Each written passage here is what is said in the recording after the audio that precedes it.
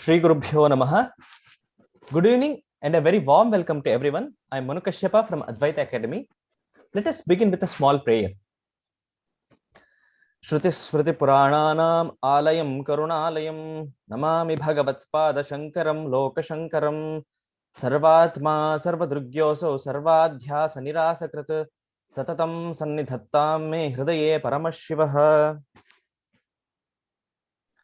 I welcome you all to part 2 of Weekend with Wisdom by Shri Surya Tahora ji, who is speaking on the topic, The Quest for the Infinite, Stories from the Upanishads. We all listened to the wonderful insights yesterday, where he elaborately spoke on many stories from the Upanishads, from Brihadaranyaka and etc. Today we will be again listening to Surya ji. Surya ji, I once again welcome you. Thank you for joining us today. Yes, namaste Manuji. Yeah. Namaste. Viewers, if you have any questions, please post them in Q&A box.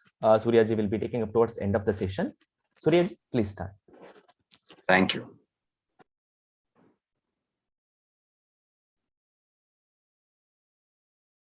Okay. So I would like also to start by a short prayer.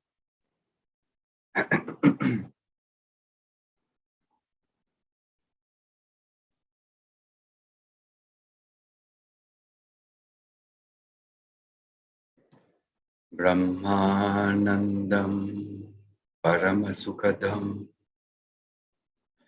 Kevalam Jnanamurtim Dvandvatitam Gaganasadrisham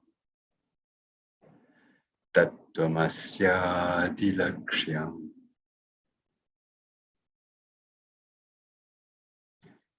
Ekam Nityam Vimalamachalam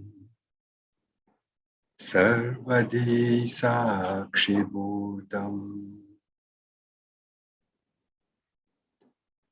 Bhavatitam Trigunarahitam Satgurum Tam Namami.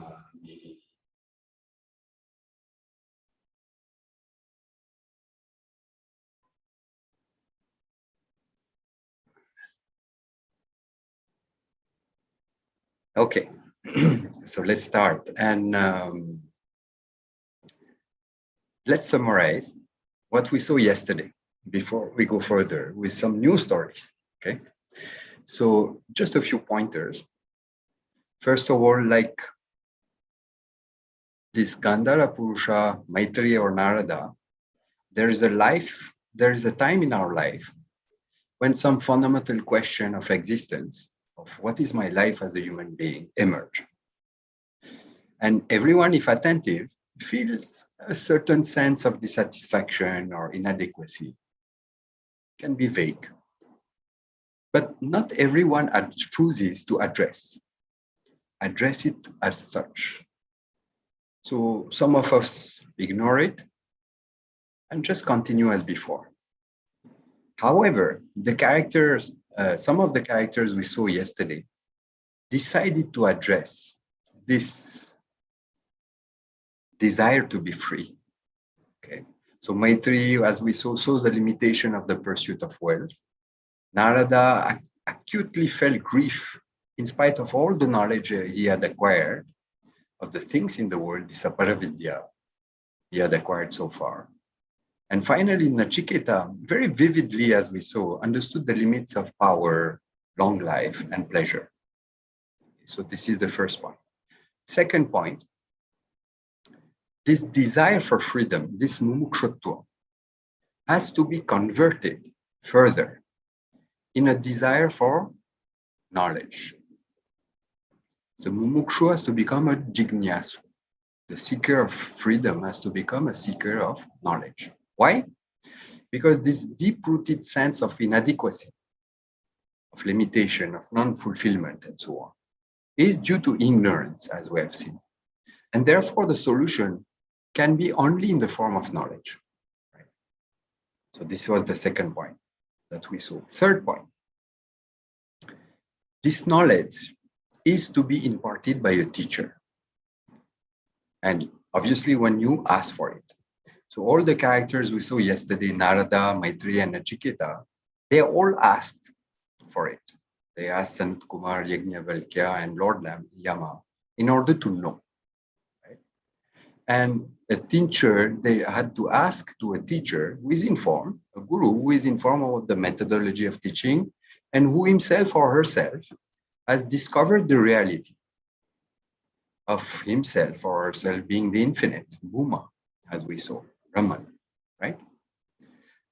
Now, fourth, as we saw in the story of this man from Gandhara, this pursuit of knowledge is a journey back home, a journey to know our nature intimately, clearly. And that involves listening over and over to the teaching with the help of a teacher. It involves also surfacing, removing doubts, sometimes going off track, as we have seen. And coming back to the way, Marga. And it's a journey where we not only have to use our cognitive faculty, be a medhavi, right? But also grow and become mature in certain areas which are needed if we want to reach our destination. Okay, so this was what we saw as, let's say, takeaways from yesterday's talk. So now we'll see two stories. So the first one is a parable, an imagery, really speaking, of two birds, which is found in the Mundaka Upanishad in the 3rd chapter. And it has only, the imagery itself is only 2 verses, but then there are some additional verses, 2 additional verses. So I will just read the translation of this by Swamiji. So you get a feel of, in English, of what is how the Upanishad presents this imagery. And then we'll comment upon it, okay? So 2 shining birds that are always together and have the same nature are perched on the same tree. One of them eats fruits of different tastes, while the other watches. Being deluded and lost in the very same tree, the person comes to grief. The bird comes to grief due to helplessness. When one recognizes the other bird, which is worshipful, which is the Lord of all and everything. And when he knows all this as his glory, he becomes free from grief. So that's all the first 2 verses are saying that much alone, right? And then the Upanishad add 2 verses, which I will tell about now, and then we'll comment. When one sees oneself as effulgent like the sun, as the Lord, with the creator and the cause of everything, then that person gives up punya papa. Having become free from impurities, he attains oneness with Brahman. Indeed, this Lord who sustains all life forms shines in the form of all things. Knowing this, the Vidwan, the one who knows, become one who doesn't cross the limit of discourse. He plays in himself, revels in himself, and is engaged in activities. Such a person is the most exalted among the knowers of the Veda.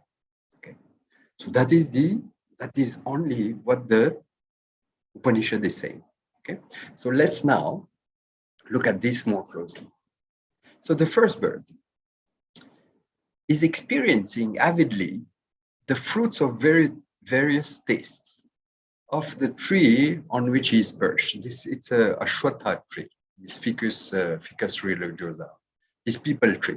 Okay, and this bird in this story stands for the individual, the jiva, who is sitting in the tree of his body, okay, and enjoying the fruits, the karma phala of his actions. Okay? And the fruits are characterized by happiness and sorrow. Because why? These fruits have different taste and vary. Some fruits are very sweet, some are sour, and some are very bitter. And this jiva bird, this individual, undergoes the whole variety of experiences, both pleasant and unpleasant and painful in his day-to-day life. So you can imagine the bird. So this is our imagination, okay? Sometimes perching upon the tree and sometimes flying out of the tree and coming back to the tree, to his body, and jumping from one branch to the other, searching from fruits with impatience and longing. Okay. So let's look at this further now. The tree, as Shankaracharya explains it in his commentary, this tree stands for the physical body. Okay. And what the verse is saying is interesting. Samane vrikshe purushaha nimagnaha. This purusha, this jiva, is drowning in this tree. Why is he drowning? Because this individual, this jiva, this bird, is loaded with ignorance, loaded, and with all the heavy products, such as doership, likes and dislikes, dreams, aspiration, unfulfilled desires, and so on. He's entertaining varieties of notion, like I am as good as the body, mind, and senses. I am that much alone. I was born one day, and one day I will die. And all these notions are rooted at their source in ignorance. Therefore, because of these notions, the jiva, this jiva bird, repeatedly takes innumerable births and then dies, and again is born again. So this is this lot of the birds.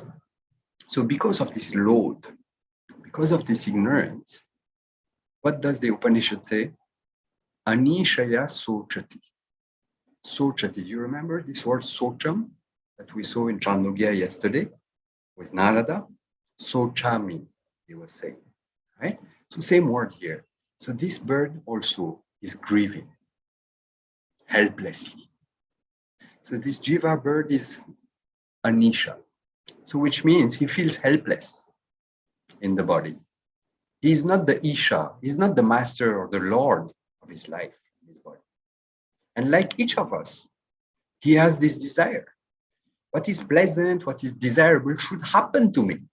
But what is unpleasant should not happen to me. What is undesirable should not happen and come to me.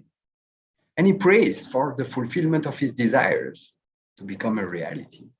Okay. And this longing is present constantly in everyone. So one desire after the other takes place in our mind. But all the desirables and undesirables keep on changing, and they are endless.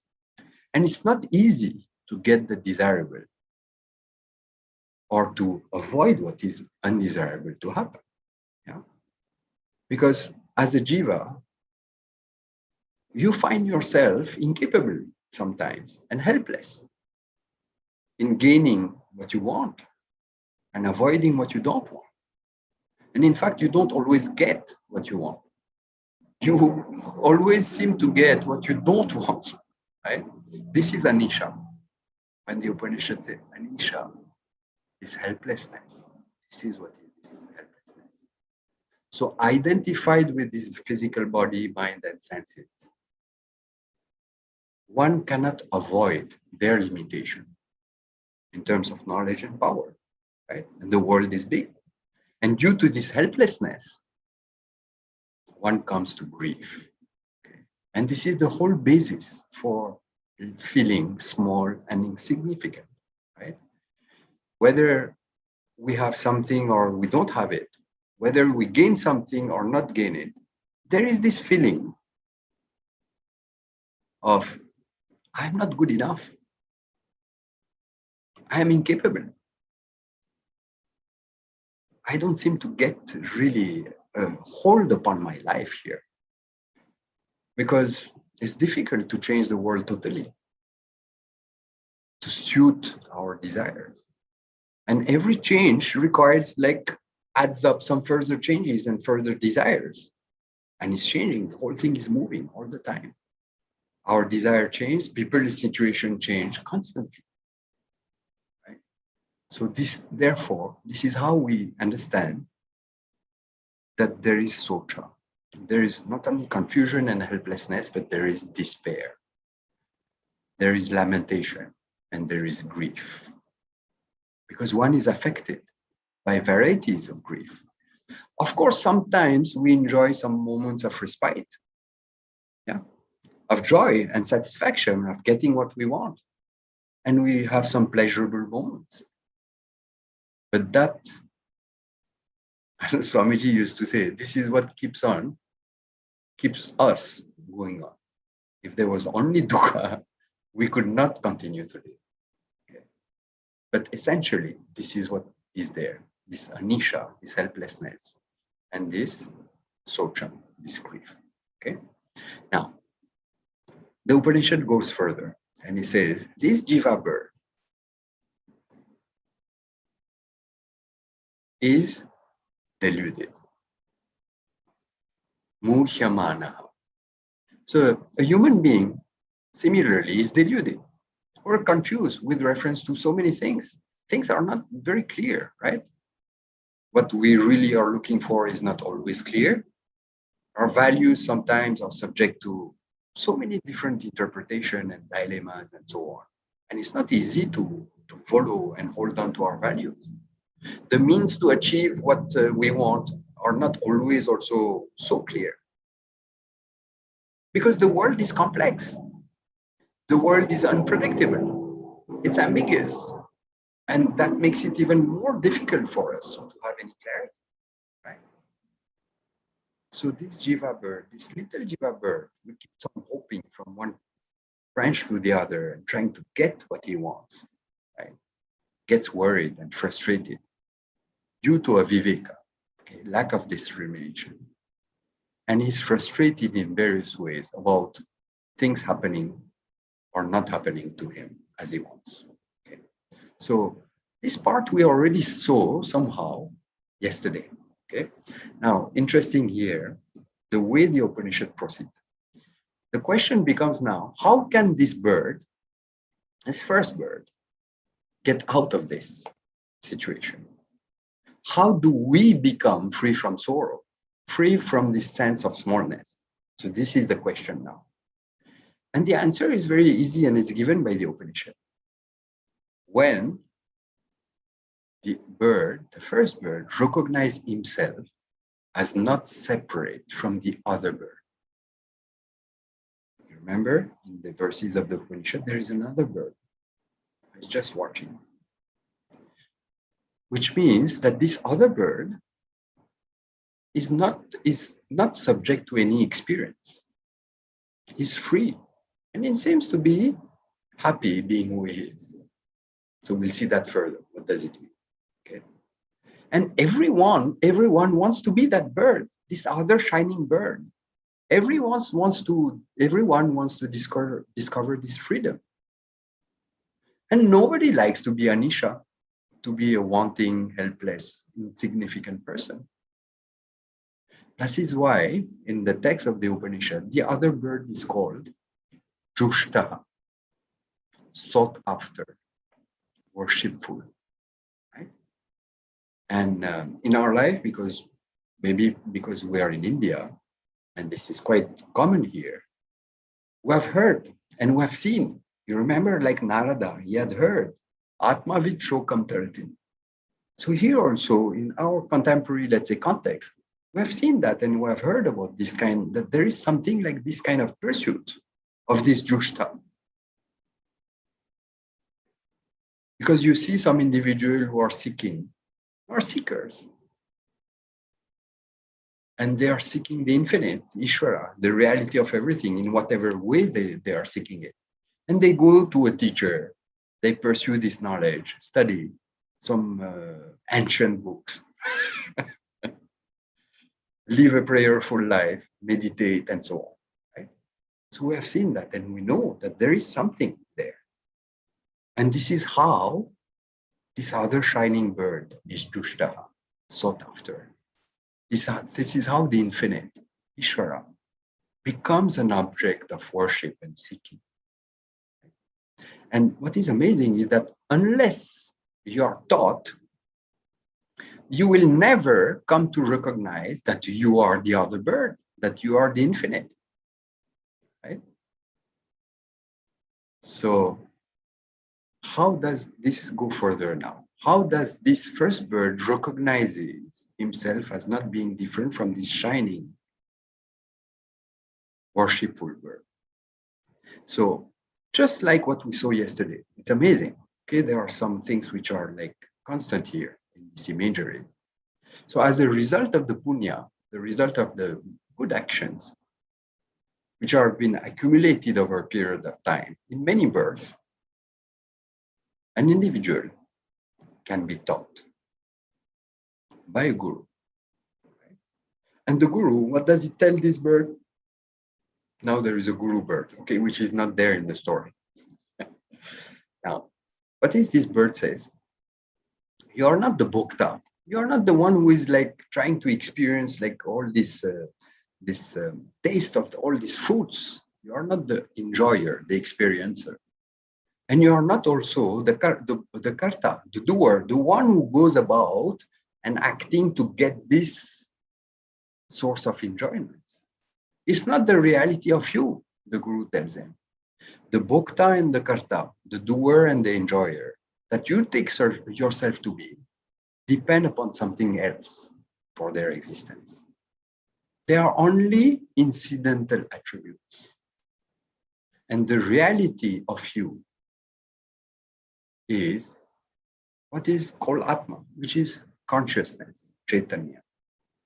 And this beautiful bird, shining bird that is there and that you want to be, is available here itself, in the same tree, in your body. In the verse of this Upanishad, it's interesting. It said, these two birds are always together, inseparable. Okay. So what about this this beautiful shining bird, which is about always here, inseparably with me all the time? It's always shining. It is self-effulgent. So what does it mean, this self-effulgent? Just like the sun that lights up everything without action on its part, this consciousness is self-effulgent. And it lends its existence, its being, and its consciousness, making it possible for the jiva to undergo all these varieties of experiences and perform action. Right? Now, look at this. The bird, the first bird, therefore, is made to see his essential nature. And there is a nice, let's say, adjective here, nice part of the verse which says, Purusham Rukma Varnam. His essential nature, this self-effulgent reality, this shining reality, is shining like gold. This shining consciousness is never subject to decay, to change, like the shine of the gold. Right? This is why gold, by the way, is like so sought after by people. Okay? Kind of in this relative world, what is considered as imperishable, right? Never changes and decay. So this consciousness, which is shining like gold, is always present, invariably, in all the changes of the body and the mind and the emotions that we experience, illumining like a sun all the activity that we undertake, all the experiences that we are confronted with, which come and go. This is why this imagery of one bird, which is just watching. Okay. The jiva himself, look at this further, is conscious because of the consciousness of this other shining bird, of this Atma, of this consciousness alone. This I thought, when we say I enjoy this, I am doing this, I am walking, I am singing, I am speaking, or I am enjoying this song, or I am enjoying this food, which tastes so good, right? This I sense itself is centered on, depends upon this consciousness for its existence. See, consciousness, wherever there is a subtle body, then this consciousness manifests itself in the form of a doer and enjoyer. And doer and enjoyer, understand, it's not one entity. It's just a name we give for various activities that we perform.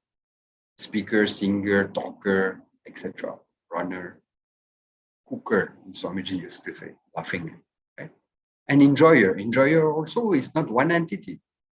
It's like a certain condition of mind and body and emotion during a certain experience. And we say that to give a name to this configuration, as though we say enjoyer or doer.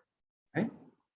So this jiva, who takes himself to be a doer and an enjoyer, is mithya, a dependent reality. Okay?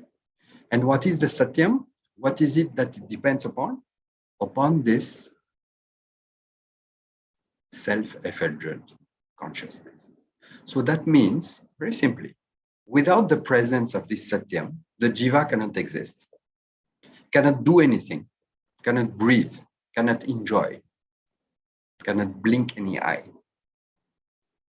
This is why it is said, Sahujo Sakaya. Sahujo, birds. These two birds are always together. So this Satyam Mithya relationship has to be understood very clearly. And for that, earlier, in fact, we have seen in this Chandogya, the idea is that wherever there is Mithya, whatever is Mithya, at that same place, there is Satyam. Like wherever you take a pot, wherever we take a pot, which is Mithya, there itself, not below, hidden, or on top, or inside, deep buried inside, clay pervades the pot. So in the same manner, the self-effulgent consciousness is pervading and sustaining and making this jiva with its different, let's say, manifestation and attribute as a doer, enjoyer sometimes, and oscillating from one to the other, right? But they are. So this is this relationship, which is indicated here in this imagery, okay? So the doership and enjoyership on the part of the jiva, the individual, are mithya, okay? And let's look at it further.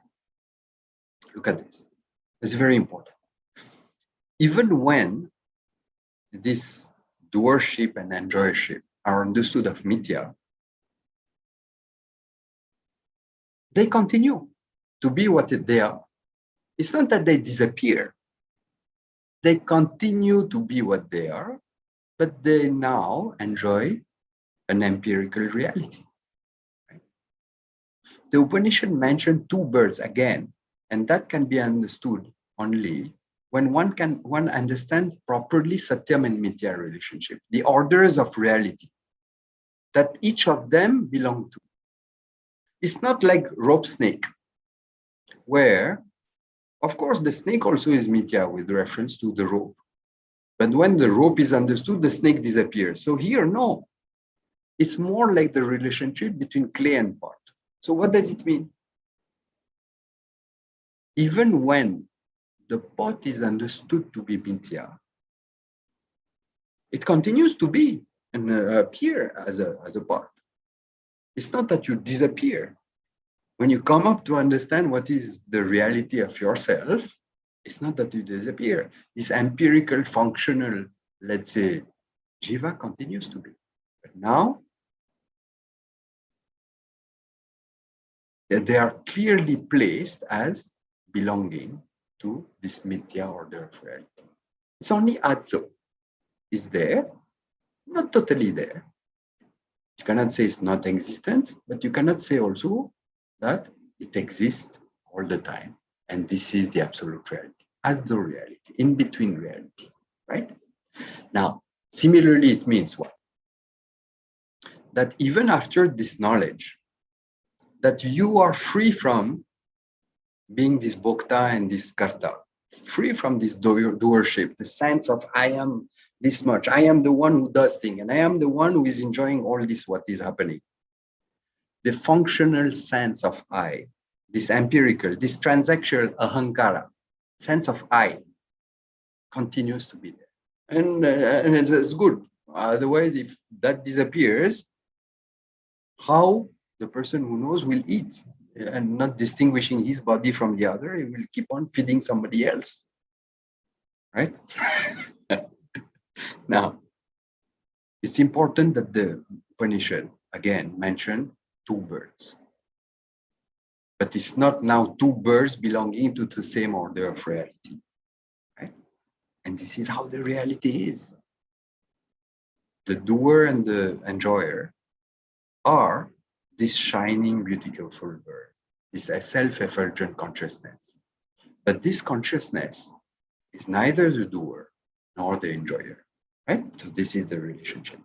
Now the teaching continues, and it's beautiful. Look at this.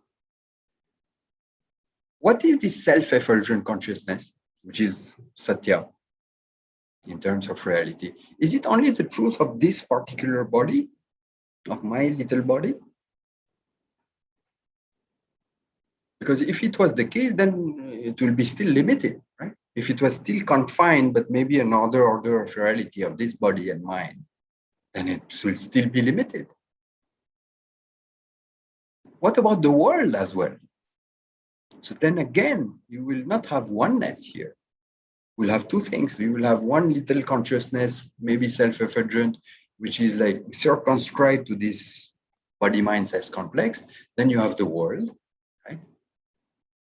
So you don't have oneness here. So this is why the Upanishads say very nicely, no, it's not just the truth of this body. The self-effulgent consciousness is Brahma Yoni. It is the cause of everything. So it's not just the Lord of this body-mind as complex of the jiva. When the jiva bird sees himself as non-separate from the cause, but not only of this body, mind, but also the cause of everything, then he becomes free. So now any notion you would have that this consciousness is somehow only located here is knocked off by the Upanishad. Right? Now, further, what is the Upanishad saying? This cause of everything, that is what sustains all life forms. Not only this body, all the life forms, right? And it is also shining and manifest, not only in these sentient, let's say, beings, but also in the form of all beings, sentience and insentience. So this is how the Upanishad is swallowing now everything. This shining bird that initially we saw, now it seems to be the reality of everything. There is nothing left out anymore, right? And it is this infinite that we are speaking about, this Brahman alone, which shines in various forms, in various bodies, giving, sustaining life, making the cloud what they are, making the sky what it is, making space and time what they are, making the little insect and virus what they are, making the giant whale, dolphins, fishes, snakes, rocks, mountains, rivers, everything what they are. So this is how the Upanishad is making us see that our body-mind sex complex is not just isolated from the Jagat. We are very much part of the Jagat. We tend to think that we are separated from the Jagat, but we cannot exclude ourselves from the Jagat. Right? And this is how, when you understand that you understand that the truth of the whole universe, including you, your body, the universe includes you, is non-separate from this infinite. Right? Now, there is a beautiful then verse which comes after in the Upanishad, and it says what? When you recognize this reality, that you are the self-effulgent consciousness which illuminates and shines in the form of the whole Jagat, when you recognize that you are not separate from this Isha, from Ishvara, which was what was sought after by you, then you discover that everything is your glory on me. It's beautiful. The whole Jagat then is your glory. So now we are not speaking from the standpoint of this individual with this body mind. We are speaking from the standpoint of this reality of everything. So the whole Jagat is your glory, including this body mind, including this doership and enjoyership, including all the actions that everybody is performing, including your action, and all the results of action which comes to you and everyone else. All this is your glory. Really, it means that there are not two things here, it's only one, right? And again, the Shruti first presents two birds as separate beings, but only in order for you to come to appreciate and distinguish them one from the other. And then, as I said, then this separation itself is swallowed as being mithya, right, in the wake of knowledge. Okay. Now, further, the Upanishad then said, okay, this person this bird now was understood this reality. Now becomes a vidwan, a person who knows, a wise person, and then gives up what? Punya papa. So what does it mean? It gives up what? The pleasant and unpleasant result of action, because of that very knowledge. So here also we have to be very careful. From the standpoint of this empirical reality, pleasant and unpleasant will continue to occur. But now there is no more identification that this is happening to me anymore. Right? Your identity is not anymore just in this body and mind sex complex. Right? And this is how the Upanishad presented initially every jiva bird to be bound to pleasant and unpleasant, ups and downs in life, right? Experimenting these sour, sweet, and bitter fruits of the tree, right? From the Jagat. And now it says what? The one who knows is free from this punya papa, right?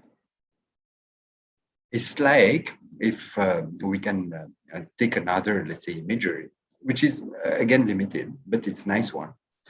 It's like a dreamer who becomes free from the action he has done in the dream, right? Upon waking up from the dream.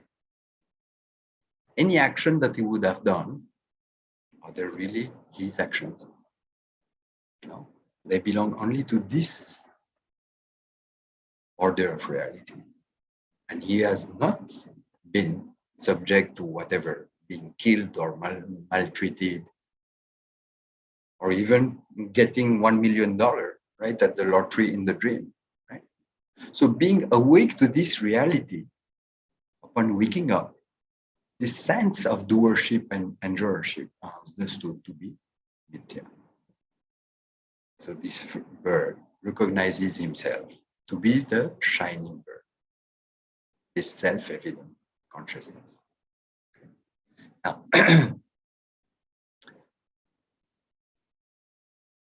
the Upanishad concludes these 4 verses that I have mentioned by saying, what is happening now to this bird who knows, to this individual, when you know the reality of yourself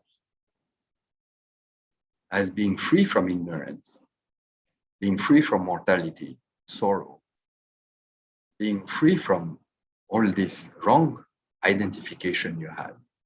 Okay. Then what happens? So it says, Ativadi na bhavate. So what does it mean? Ativadi na bhavate. It doesn't become a Ativadi. So what does it mean? Literally, it means it doesn't cross or go beyond Atma when he's talking. So what does it mean? So it's interesting. Okay? Doesn't mean that he is speaking only about Atma. No. It means very simply that all the words that he speaks, he sees that they are only Atma. They are only himself. All objects that he's interacting with, all the people he's interacting with him, they are also Atma. There is nothing outside this reality. The reality is that there is nothing other than Atma, which is separate from Atma. This is why it is said it doesn't cross or go beyond Atma, because if Atma is everything, where will you go outside Atma or beyond Atma? Neither in time you can go away, neither in different places you can go away. And not only you are Atma, but what you confront also is Atma. And you can never get away from that. Right? But this Atma is Bhuma, is the infinite. So beautiful expression here, but it has to be understood correctly, right? Now, some other, let's say, adjectives to describe this person who knows. Atma Kridaha, the one who knows. This little bird who now came to know his reality, now plays in himself. So in contrast with, he was like grieving and he was helpless and confused and desperate. Now he plays in himself, right? So what does it mean, this plays in himself? Which is the literal translation, okay? What does it mean? So Swamiji here, I'm taking from what he's saying. He comments this very beautifully. He says, he sports. Okay, there is this word in English, which means to sport. He sports, means he enjoys all what he's doing, anywhere. That means he is Atma Krida. Okay? Whatever sport it is, okay, whatever activity. So Swamiji is giving an example. He's saying, yeah, let's imagine he's playing soccer, football, and he's hitting a ball, right? Then the hitter, when he's hitting the ball, the hitter is Atma. The ball which is hit is Atma. And the act of hitting also is Atma. Okay? And the people who receive this ball and all the playing ground of this soccer, that also is Atma. So what is there is only what? One reality playing and appearing in all these different manifestations of one, the ball, the player, the other player, the ground, the grass, the audience, everything, right? And the whole thing is the play and the manifestation, as though manifestation of myself. And the Vidwan knows that reality about itself. That's why he is Atma Krita. He plays in himself. So now you can understand what is this Atma Krita. Another adjective which is beautiful, which again applies to this person, to qualify the one who knows, is Atma Ratihi. So literal translation again, he revels in himself. What do you get out of this, right? He revels in himself. So it means he has found his satisfaction in himself. Why? Because he's complete. He's the whole, right? Now, more. What does it mean? It means fullness is the nature of me, of myself. I don't lack anything. And whatever joy, any kind of joy I experience is not separate from myself. And the love I can have from anything for any object is also the love for myself, for this fullness. So Atma Ratihi indicates the fullness that now this little bird is awakened to, right?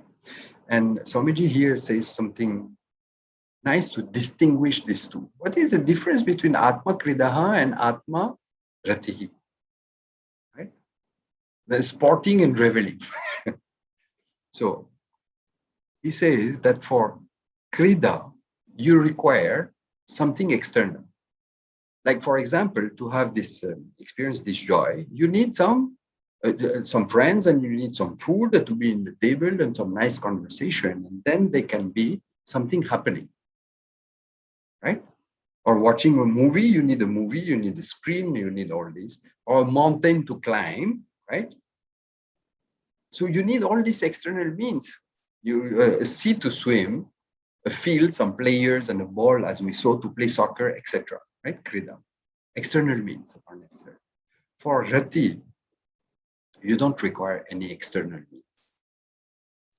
This is a bit the beauty here of this second adjective. Because Atma is of the nature of Ananda, this fullness, this limitless.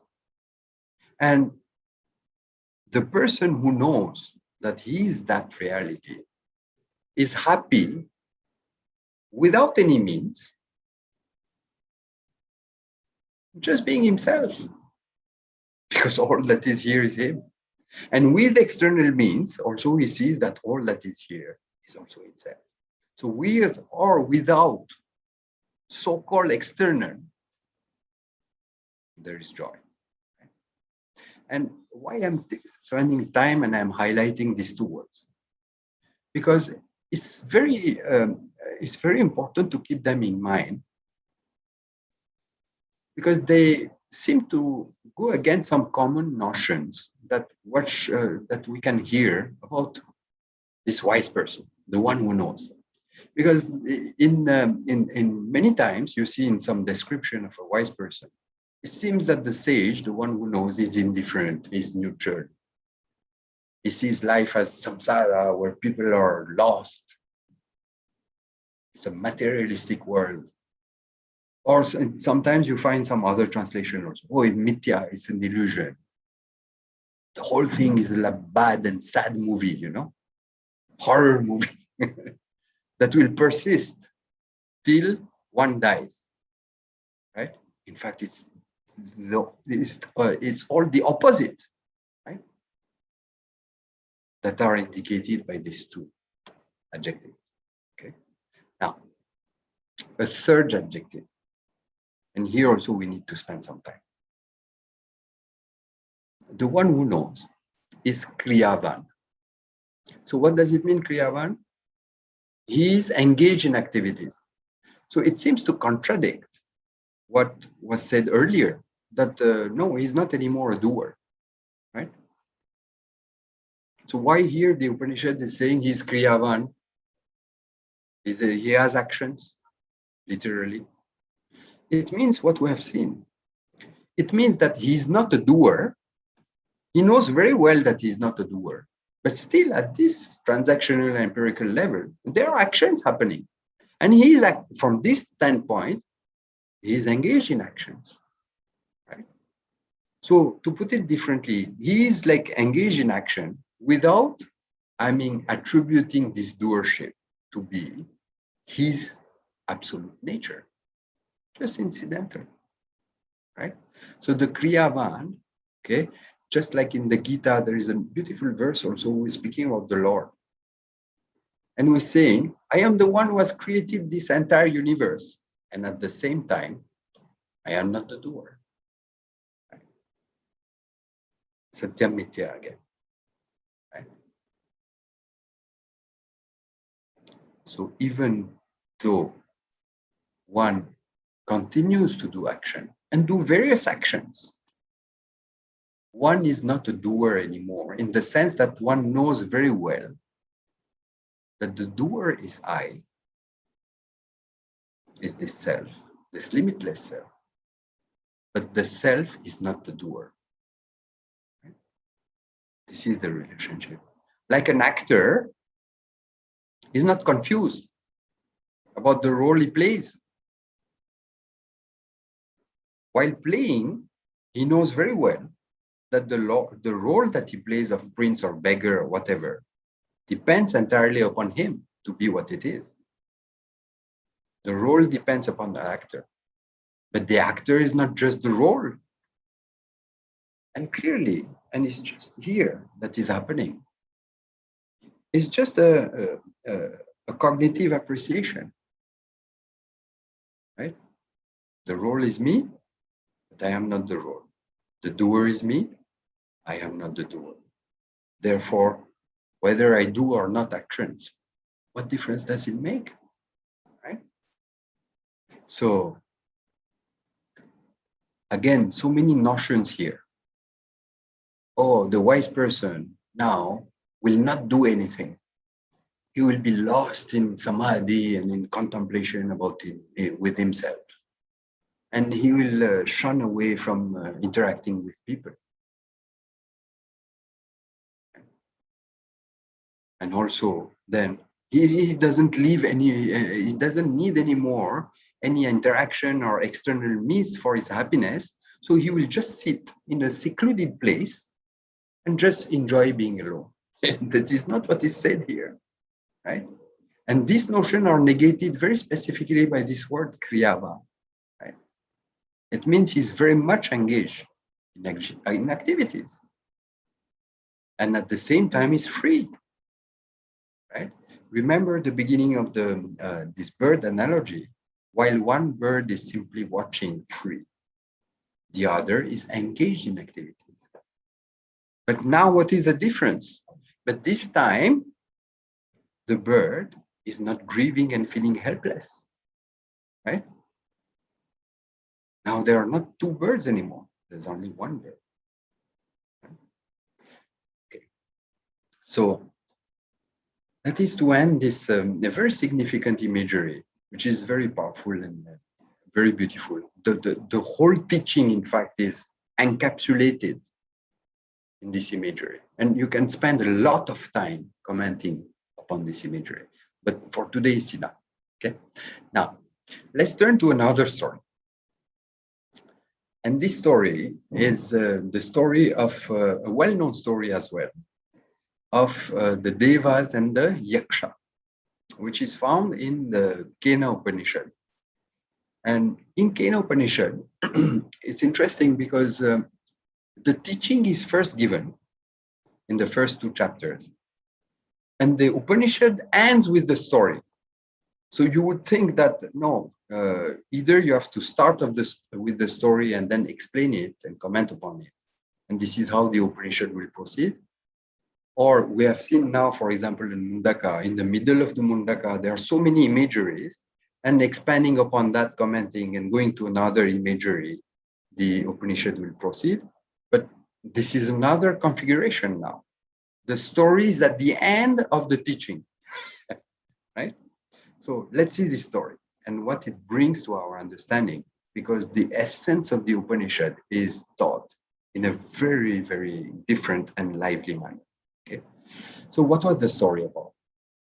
So it starts with, there was one of these many wars that used to happen between the Devas and the Asuras. Okay, the good guys and the bad guys. Okay, so this English translation, I prefer not to translate. They say the celestial beings and the titans and the demons. So let's not translate like that. Let's keep Devas and Asuras. Okay, so the Asura are very powerful, and they play their own role in the scheme of things by disturbing everything and disturbing the peace and harmony and and creating havoc everywhere. Okay, and engaging in war with the Devas. Okay, and in this particular war, the Deva won, and they won because of Ishvara's grace. Okay, how? By making them endowed with all the power which was necessary for them to win. Ishvara blessed the Devas with this victory, okay, against the Asuras. Now, what happens? You win a war, like you see now in the Olympics, all these our Indian medals are coming as well, right? So the Devas got all the honors, okay? They were worshipped by all. They believed that they were the only one responsible for their victory. This victory, this glory is because of us only. It belongs to us and only to us, okay? We have made the whole thing happen, right?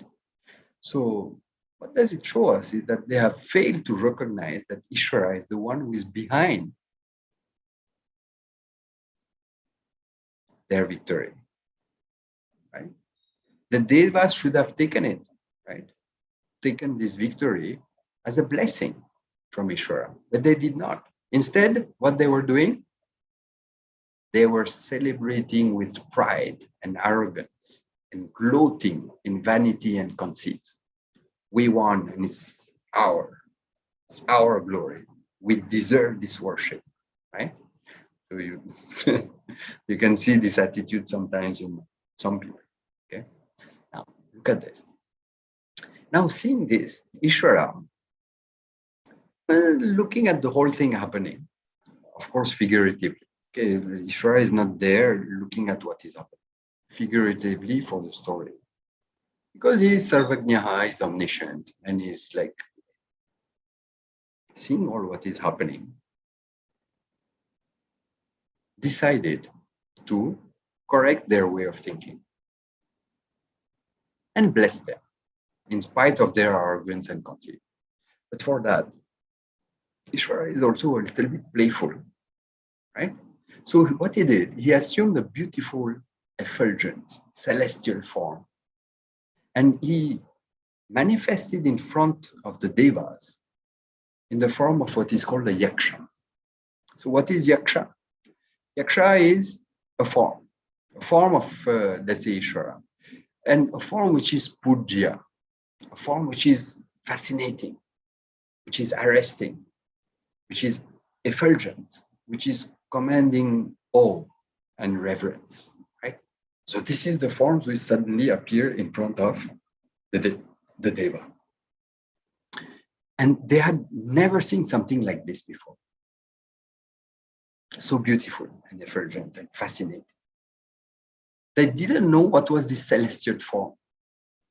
So the Yaksha, so listen here, the Yaksha is right in front of them, but still they don't know exactly what it is. What is the nature of this Yaksha? Where has he come from? Why does it come from? We'll see also in the story.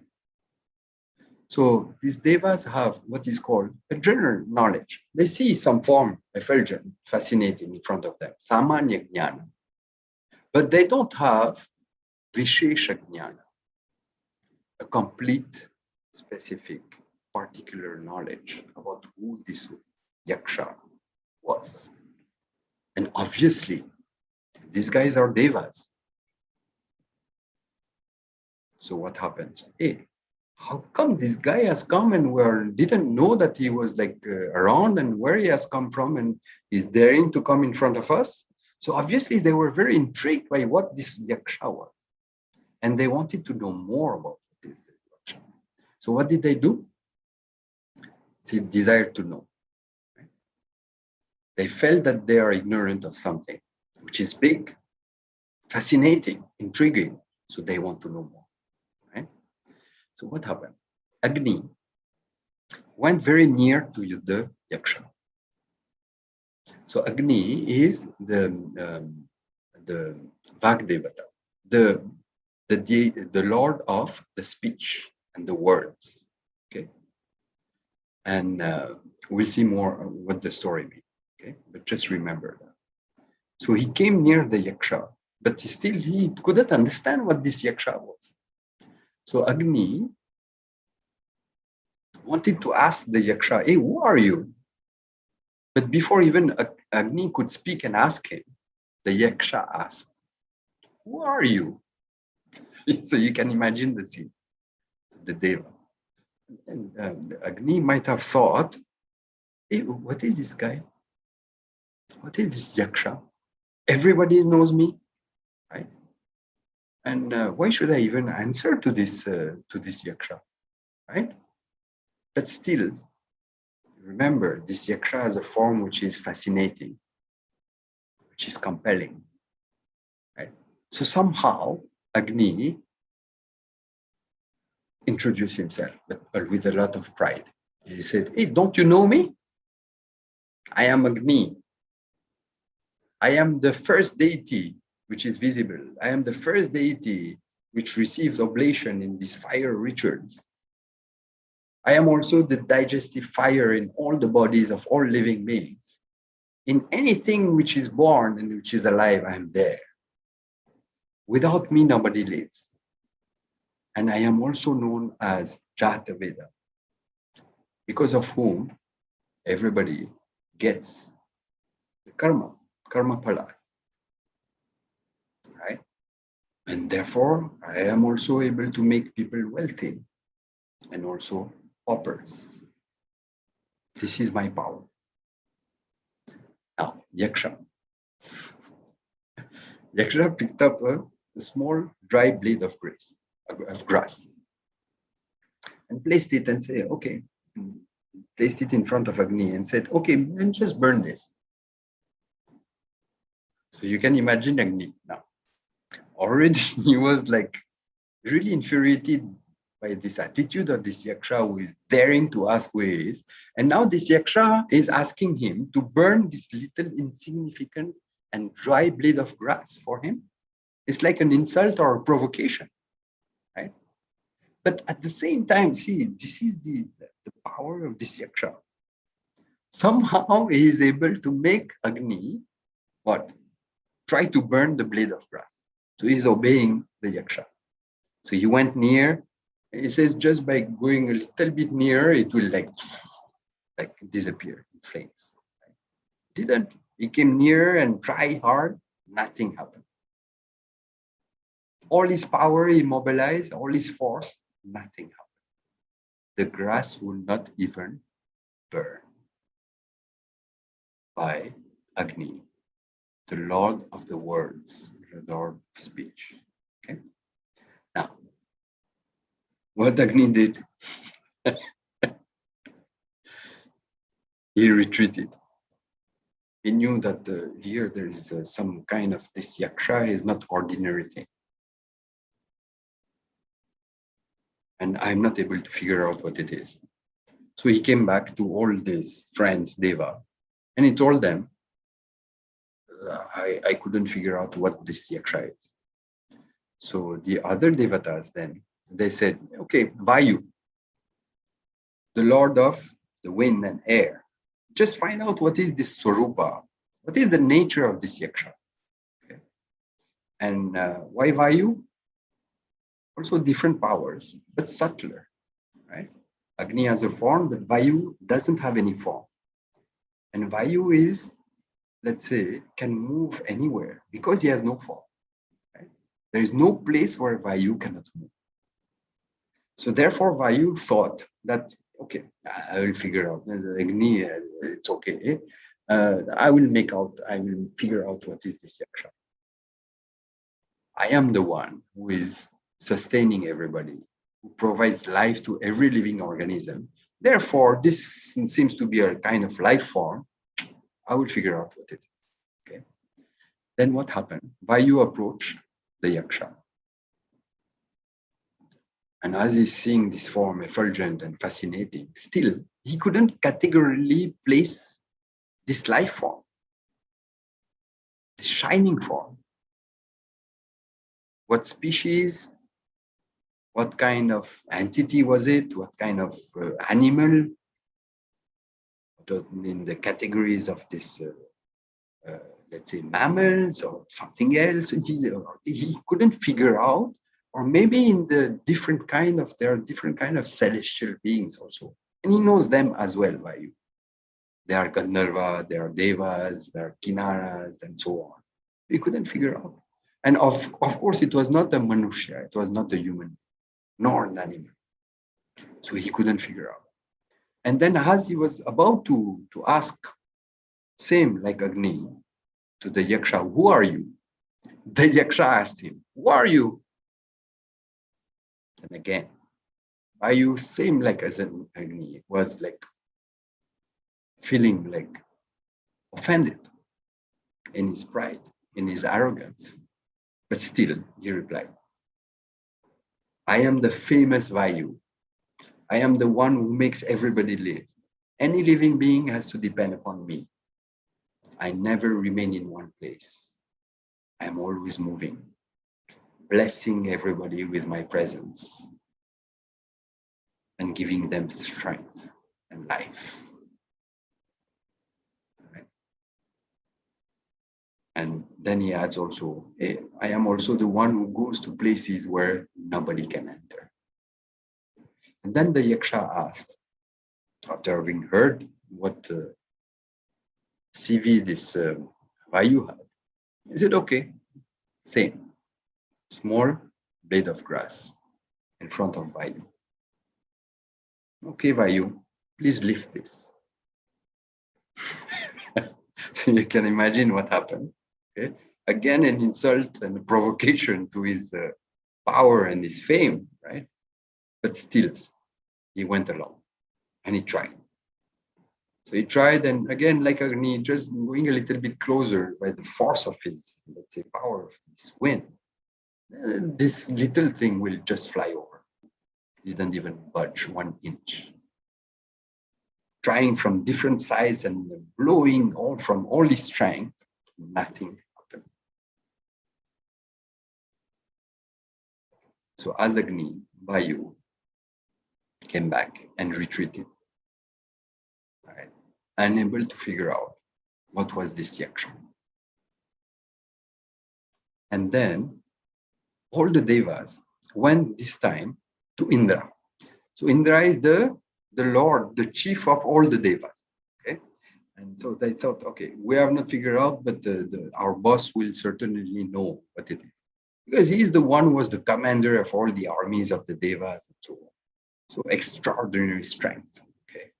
The presiding deity of strength, of the hands, right? It stands for strength.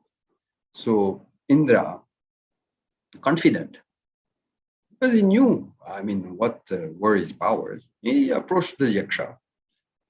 But now, as he's approaching the Yaksha, what happens? The Yaksha just vanished, disappeared. While at least Vayu and Agni could come to some distance and could talk to the Yaksha, this time, Indra couldn't even talk with him. The Yaksha simply disappears from its sides. So you can imagine what is happening in the head of Indra. Right? And instead of retreating, what did he say? What did he do? He became humble. All his pride and arrogance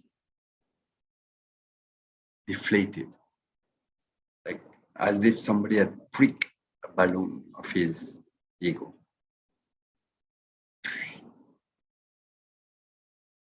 So he stayed there. And he stayed in the same place, but this time with devotion and surrender. We'll see, this is exactly the attitude of a seeker, a mumukshu, a jignasu, the one who wants to gain the knowledge of the infinite. Okay? So in the very same place, because of this devotion and this change of attitude of Indra, what happened?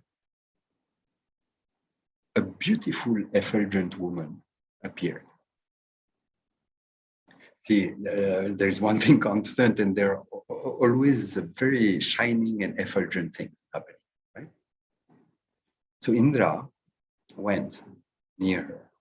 So you can imagine Indra just coming near this beautiful woman and went near her and just listening.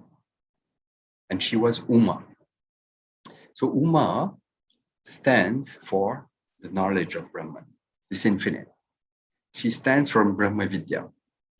And Indra prayed to her. And he asked, please tell me, who was this Yaksha? Please tell me what is the Swarupa of this Yaksha. And then, obviously, what happened is that Uma, seeing Indra as he was, with this prayerful attitude, and really wanting to know, surrendering himself to her, said, this Yaksha was Brahman, was Ishvara.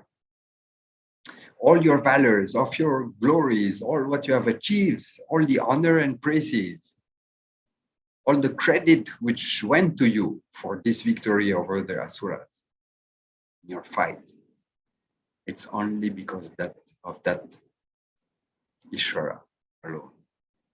It is Ishvara which has provided you with all the powers to be able to fight, to elaborate all these strategies and defeat them ultimately.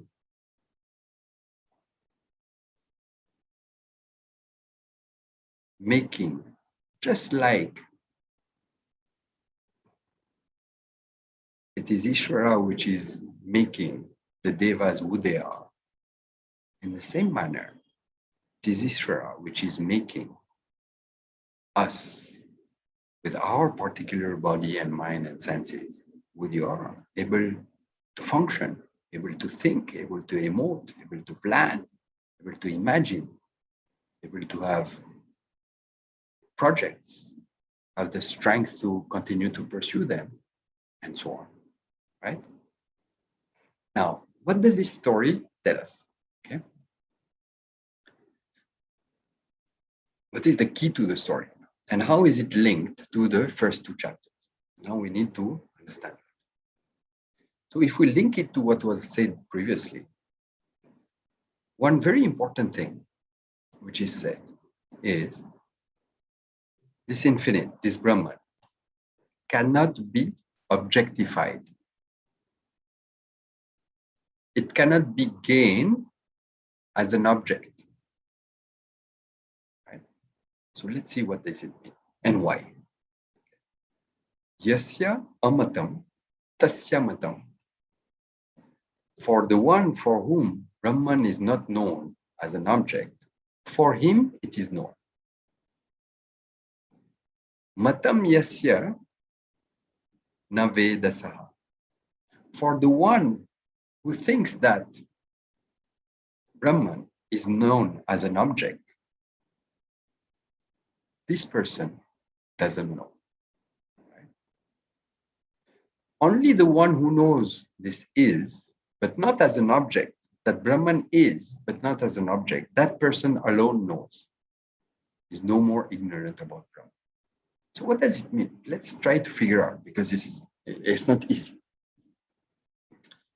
Vayu and Agni, when they came towards the Yaksha, they attempted to know, right? But they couldn't understand. Why? Agni, as I have said, is the lord of speech, the words, right? And he couldn't know. The words try to describe, try to put a name, like we are able to put names on all the objects that we come to know as a knower, right? And we give new names for new objects. So in the same manner, can you give some words which will be adequate to describe categorically and precisely what is this Brahman? What is this infinite? Right? So the words attempted, they tried to describe and figure out what this Yaksha was. They couldn't and came back. Now, Indra. Indra is not just is also a deva, but he is Indriyanam Raja. He's the lord of the senses. So, and as he is also, as we saw, the lord of all the devas, it stands for the mind, the buddhi. Okay. So we are not speaking only about the senses. Here we are speaking about the buddhi. This faculty that we are using commonly to know things about the world, right? It's by using this cognitive faculty that we're able to come to know and shed our ignorance about things. But here what happened? Just like Indra went, the Yaksha disappears. The mind also is unable to capture, right, what this Brahman is. So this is, I mean, practically, what does it mean? It means that if you are now, you have been told, oh, you have to know yourself. And you have to know yourself as Brahman, as the infinite. So what would be our tendency? Our tendency would be to try to know it as we have been used to know things. Means what? As an object separate from us, which can be objectified, which has a form, which has a color, which has a taste, which has some attributes. We belong to some species. Right? Impossible. Right? Indra went to Brahman. It disappeared from its sight. Why? Look at this. Yat chakrusha na pashyati. Yena chakrumshi pashyati. That Brahman is by whose presence the eyes are able to see, but itself, this Brahman, what cannot see by the eyes, that is Brahman. And that is why in this Upanishad then it says, it is the eye of the eye. It is the ear of the ear. It is the mind of the mind. It is the prana of the prana.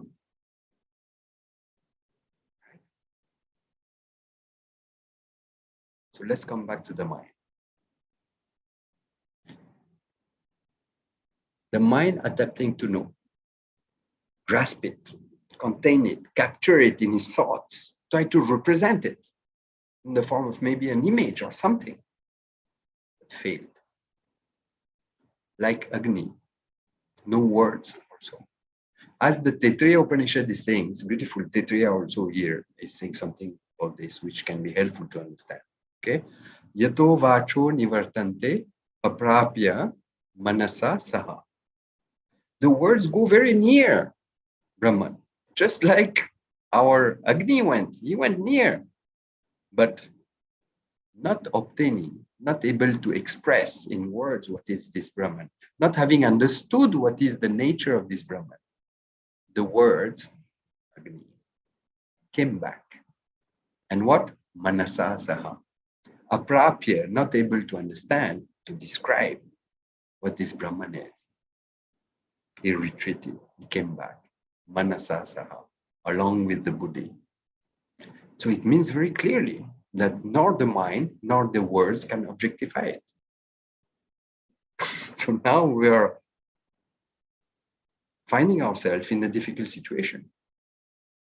Because if this is the ear of the ear, the eye of the eye, the mind of the mind, we can say the eye of the knower behind the knower, the words behind all the words, which makes all the words possible, right? Shrotrasya shrotram, chakshusas chakshuhu, manaso manaha, and so on. You can bring everything. So it cannot be objectified at all, nor by this sense organ, this organ of perception that you have, nor the buddhi, and nor you can grasp it because it has no form, nor by your organ of action. So then, how to do? Because all I have at my disposal are just the usual means I have to know things. And by that, I have accumulated tremendous knowledge about this universe.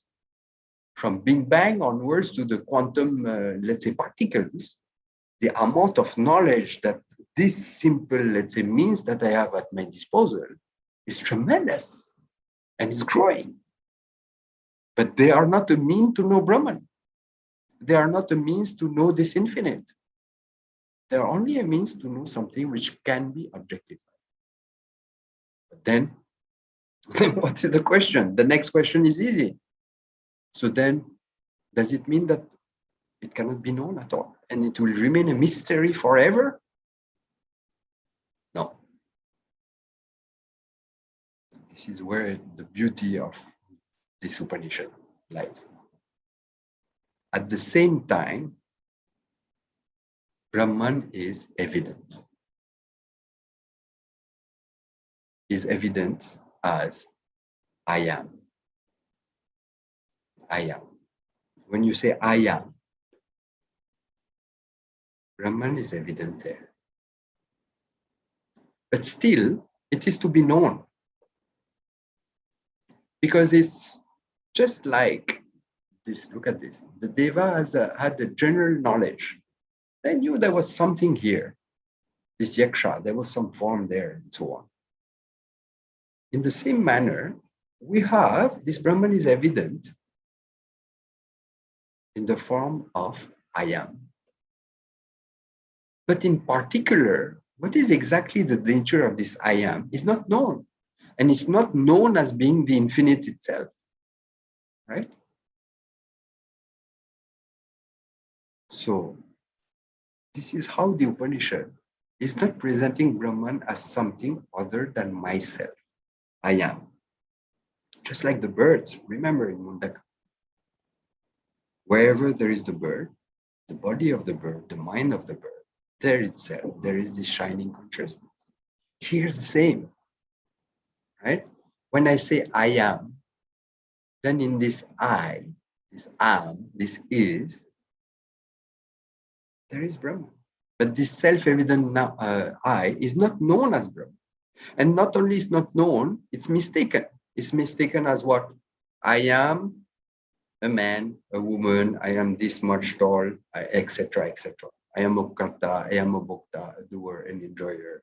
I was born in this date. I will die in 80, 100 years. In the meantime, I will go through all these experiences. I am. This is how we define ourselves, right? There is this conclusion about ourselves. I am, followed by what? Hey, I am subject to limitation, pain, sorrow, ups and downs and laughs, and so on. But this is, again, a mistake we commit about ourselves. And the attempt of the mind to know Brahman by himself are never going to be fruitful, because Brahman is the mind of the mind. So when we say mind of the mind, eye of the eye, and so on, what does it mean? So remember what we have seen in the other imagery of the bird. Satya Mithya relationship again. And this is what is said also in this Kena Upanishad, right? Pratibodham viditam matam. In and through every cognition, what is manifest as the truth of each cognition is what? This consciousness, which is always shining. It cannot shine and be evident more than what it is now. But what is happening is that there is a kind of mix-up. And I need to distinguish, just like the two birds, I need to distinguish what is this invariable presence and what is coming and going. Right? So that is the beauty here of the teaching, right? And the teaching is what? What is invariably present in everything which is. So not only I am. When you say the flower is, the mountain is, the sky is, the rain is, the rainbow is, the galaxy is, the sun is. This isness is the truth of all what is there in the universe. And it is available right here. You remember the tree? And the two birds right here as self-evident consciousness. And that self-evident consciousness is you and is infinite. Right? And that is the teaching. Right? So let's conclude now and wrap up the whole thing. So what did we learn from these stories that we have seen, including I will try to wrap up also and pull a few things from yesterday as well. First of all, Swamiji makes a beautiful point about the importance of knowing oneself fully, right? Fully. So look at this. Agni and Vayu didn't know themselves fully. They went to the Yaksha in order to find out who the Yaksha was, right? And instead the Yaksha asked them, hey, tell me first who you are. Who are you? The Yaksha is asking this Deva, who are you? And how did they present themselves? Reveals how they didn't know really who they were. They knew only their attributes, and it is great, okay? All these glories and all these amazing powers they had and so on, all what they were able to do and accomplish. Like we will give what? Our CV, biodata. Oh, this is all I have done. This is my biography. And I started at this, and I was born there, and I did this, and I studied there, and so on. And I achieved this, and I did this project, and I invested this, and now I have like all this fortune with me, and all these patents, and whatever. Is this really you? So the first point which is conveyed here is the importance of knowing oneself fully. Right? Now, second point, which is conveyed in all these stories. How can you know yourself fully? Only thing which is required is this Brahma Vidya, this teaching. But not only this, look at this. You need also some grace. What is this grace about?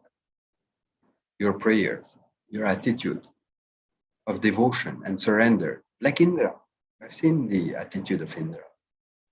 Or the attitude and the disposition, the mature, let's say, disposition of Narada. The lucidity of Maitreyi. And also Nachiketa, so clear. All these accounts for Ishvara's grace.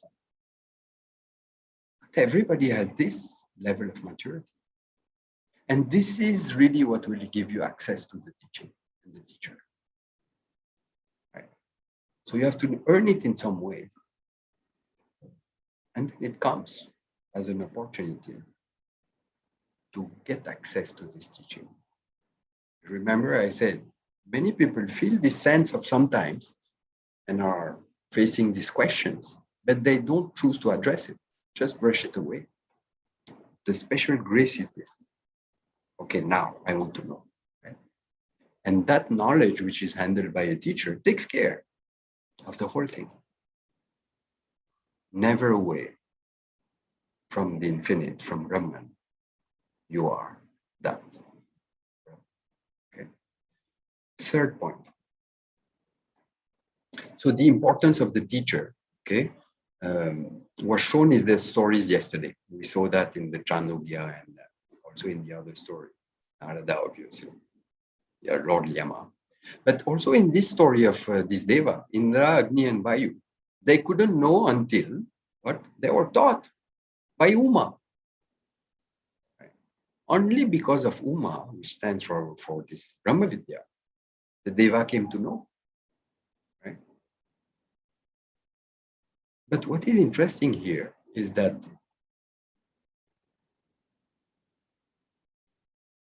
all these Devas were ready for it to some extent. Because Indra got the knowledge first from Uma, But that Indra in turn taught all these devas. And it didn't take them time for them to understand and get this knowledge. Okay. So again, the importance of the teacher. This is the second point. Third point. Brahman is not to be known as an object or an experience. See this orientation towards experiencing Brahman is something which is all around. And when you read the Upanishad and all these stories, it says clearly, it cannot be known as an object. It's not a particular experience. It's what is in and through all the experiences that you can have, any experience. That is the satyam of all what is there, unchanging, invariable presence, which illuminates and sustains and pervades all these experiences. So not to be known as an object. Like what the Deva did. Initially, they wanted to know what was this Yaksha as an object. But then at the same time, in the other stories, we have seen that. In this Mundaka, this bird, it's always present, self-evident, present as I am. Invariable present, behind. Even behind is not a good word, it's Satyamitya, in and through everything. Illuminating all the activities in your body and mind and in the entire universe. Right?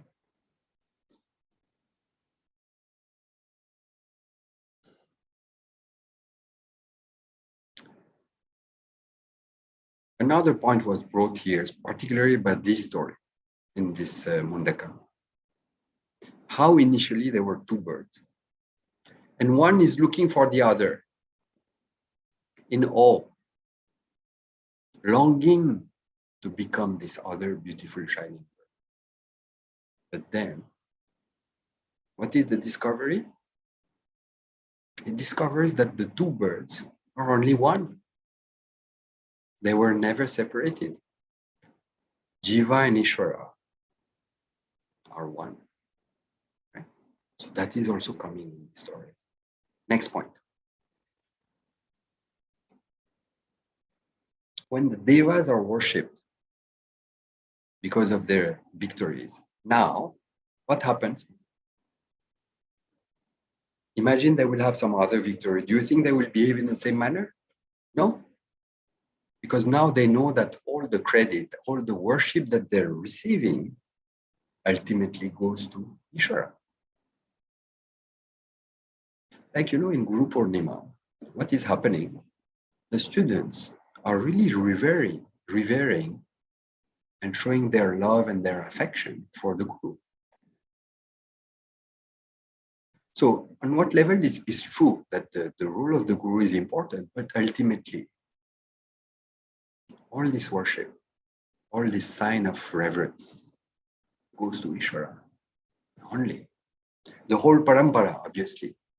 But then ultimately, what is the source of this knowledge? Ishvara. Right? So to come back to Indra and the Devas, now they don't have this notion anymore. Okay, that I am the one, I am the master of the universe. Okay, they have recognized that everything belongs to Ishvara.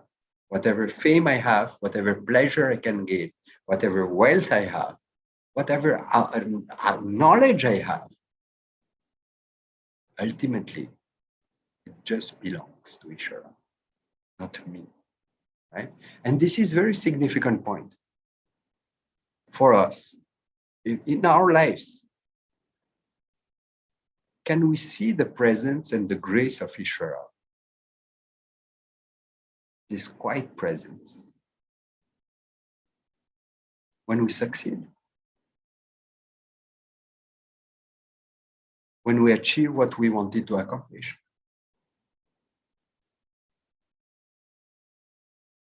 Are we grateful for these intangibles, these deva, these unknown factors, unknown variables, which are at work all the time?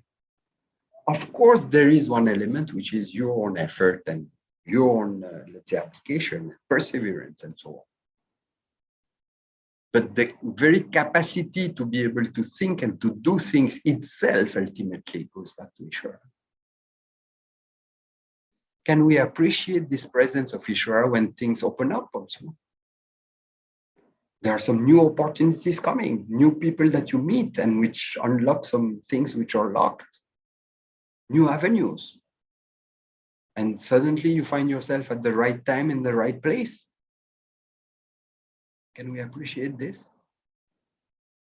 Can we appreciate also that sometimes there are obstacles which present themselves and that will continue to happen? But then they are removed without our doing anything. Can we appreciate this, Devam? Yeah. Right. Now, last point, and I will finish by this. Last point, which is very significant, is this two-birth story. I think if there is one thing that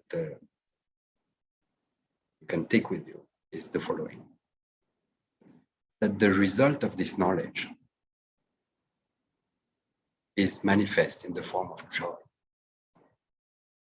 Atma ratihi, you remember? Atma kridaha. With or without external means or sources. Right? This is one thing. And remember, kriyava, engage in activity. But this time it's out of fullness and not because of some lack that you want to fill up. And this is how this knowledge can transform the way we live. And I would like to point out here, it's not only when you reach the final destination, home, like the Gandhara, but all along the way there is joy.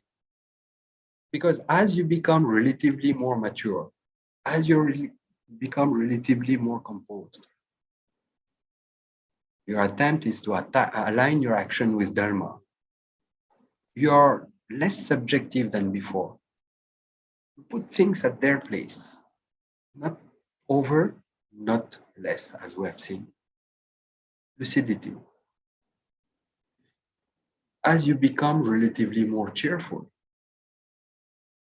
alive to this presence of Ishvara, what is happening all along the journey? There is a growing joy.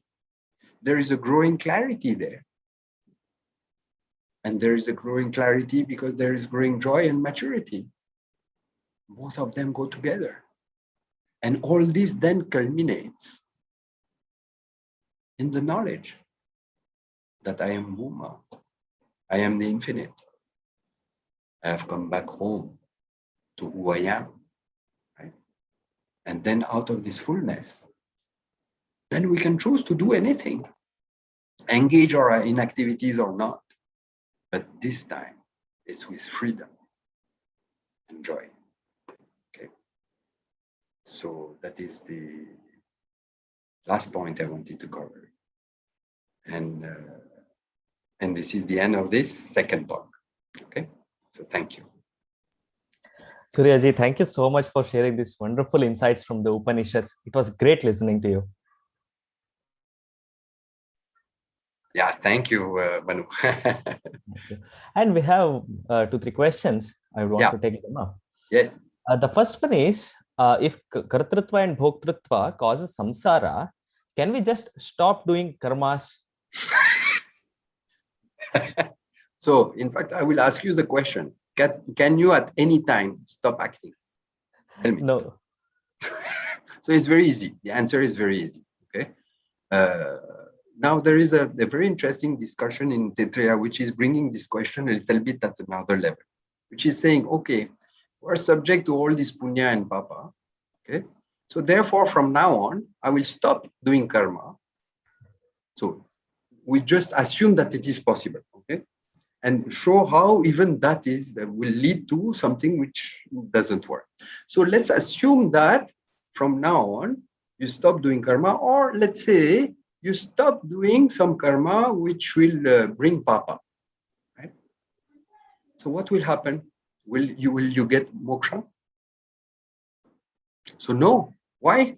Because there is a vast pool of karma which is still standing into your account, right? And it is claiming and it is attached very much to what? The owner of the account that you think yourself you are. So as long as you think that you are the owner of this account of this karma, whether you stop doing any karma or not, this account is still there for you. So it's not possible, right? It's very simple. Yes, yes. And there is this misconception about Advaita Vedanta, that is, Yeah. it asks for people to give up their karmas. There is this Yes. misconception. Why is that? See, it depends how the question is asked, okay? If it is giving up your karma and take up a lifestyle of a sannyasa, I mean, it is one of the possible lifestyle that you have. But even a sannyasi who still doesn't have the knowledge still takes himself very much for a karta and a bhokta, right? And he's still engaged and he's doing things, right? He is going and he's eating and all the same thing that we are doing. So the real sannyasa, the real giving up of karma is only by knowledge, right? So while I am engaged in karma and in all this activity and I'm experiencing all these ups and downs, okay, fundamentally, I am this limitless consciousness, which is invariable and changing, not affected in any way by this, right? So this giving up of karma really is only by knowledge. That's all. Right? Yeah, that was Now, wonderful. Yeah. the other way you can take it, you can, let's say, at a relative level, you can choose to better engage in some activities, okay? And choose that the activities which are aligned with dharma first, and second, which can help you, let's say, in this pursuit. And some things which seems a little bit unnecessary or a luxury that you can really do away with. So you stop engaging in these things, right? And so that you have more focus on the efforts that you put in your life. So that can be also interpreted in that way. And that is fine, right? But that happens, really speaking, that happens naturally. Okay, like as you go in this pursuit and this journey, things fall out by themselves, right? Because what you love and what you really have as your goal and your destination is this. So things drop by themselves. You don't need to give up deliberately by will. It doesn't work. Forcing yourself to give up, then you will say, oh, I have given up this. Look at this. I am a great tyagi. It doesn't work. Because inside you will be suffering and you will be resenting and you will be lacking and missing these things. So it's a quite journey. Okay. Yeah, that was wonderful. And someone has asked if there is any collection of all verses of storytelling through explanations of Upanishad notions like today's talks. No, I have not seen this. This is why Swamiji maybe was saying, yeah, sometimes somebody can take up this. It will be very nice. Okay. But I would say while waiting for somebody to do that, when you go to classes and in all the Upanishads, there are beautiful imageries. So enjoy them and try to see what they are there to tell you and make connections. I think this is what is important. I tried to do that here when I narrated all these stories during these 2 sessions to build these connections. Okay, because the Upanishads are speaking out the same thing. Their emphasis will be slightly different in one way or the other, but you can bring these connections. So this is one point. And the second point is see also the limitation of the imageries. Okay? Because nothing can adequately and accurately stand for what is Brahman. By definition, it cannot, because if it could, it would belong to the same order of reality. It would be comparable. And it's not. It has no form, no attribute, which you can compare it to something else. So this is how you will find that all these imageries, they have some limitation. They want to convey something, but then at one point you have the teacher, and this is the responsibility of the teacher, is to show. For example, these 2 birds, if you think that they are really 2 birds, you're on for a trip, right? Oh, there is one thing which is shining and I have to go there and merge into that. And you hear that, right? So the imagery has not to be taken literally, right? Yes, Yeah. definitely. Thank you. And the next question is how we should see ourselves in this world. Yeah. I know that I'm not merely a physical existence of myself, but there Yeah. are things like hunger and struggle to live, emotional need, etc., by which I can't deny this physical stuff. Hmm. So, how should we see ourselves in this world? So you should see clearly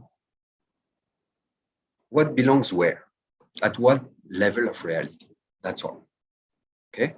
So see, it's very easy. There is a very nice analogy that Swamiji used to give, okay? Which is wherever there is a wave, and you take yourself to be a wave. And it's true, as we saw, even after knowledge, you will still have a form, right? This wave will continue. But wherever there is a wave, that itself, there is what? The ocean. From where the ocean has come, from where the wave has come. And by this ocean, the wave is sustained. And onto the ocean, the wave goes back. So the wave stands for Ishvara, right? So wherever there is the jiva and this form, this body, mind, and so on, there itself there is Ishvara.